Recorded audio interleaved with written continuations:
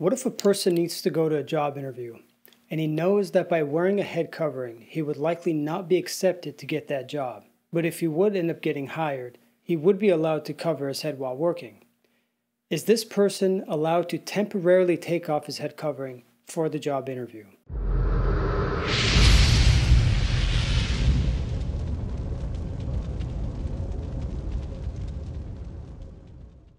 The next law in Yekut Yosef addresses the issue of going bareheaded when necessary. This is especially applicable if someone fears that by wearing a head covering it would affect his livelihood, such as going to a job interview, a government office, retail stores, a bank, and so on. But if it comes down to not wearing a head covering because of non-observant people that are against their religious people, or they make fun of them, in that case the person should not uncover his head and he should face those people without fear. The Got Moshe says that according to the Talmud, there's no prohibition to go bareheaded. Although today it's become the status of a genuine custom to keep one's head covered at all times, it falls in the category of a genuine mitzvah. But when it comes to a person being faced with a financial loss for observing the practice of covering one's head, he says that a person in this situation isn't obligated to make such a sacrifice. And the Yekut Yosef agrees with this, that in a situation where one will lose one's job for wearing a head covering, that person is allowed to take it off in order to get that job. If someone finds himself in a situation where he has to be in a secular court, it's permitted for him if he's asked or forced to take off his head covering. While he's in the situation, however, he's allowed to think about Torah topics while remaining bareheaded.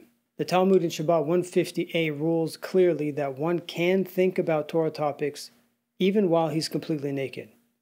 And the only issue is when it comes to speaking of Torah.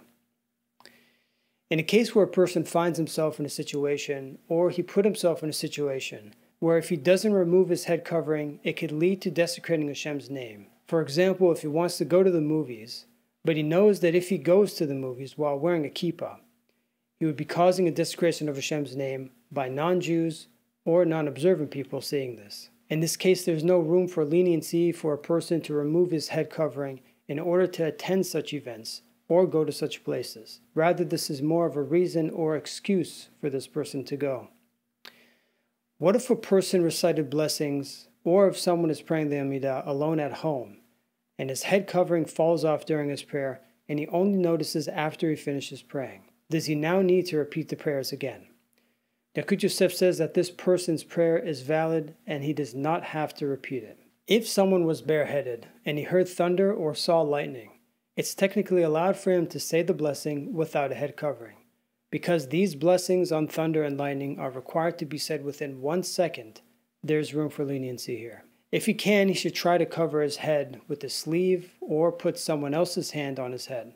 If none of these options are possible at the moment for whatever reason, he can use his own hand to cover his head. At what age should parents start training their children to cover their heads?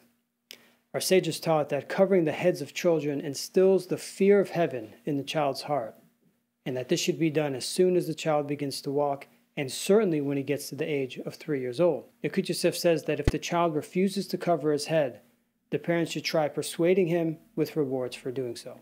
In Shabbat 156b, it tells a story about the mother of Rav Nachman bar Yitzchak, that she never allowed him to go without a head covering, and that it's recommended to follow her practice to instill the fear of heaven in our children's hearts.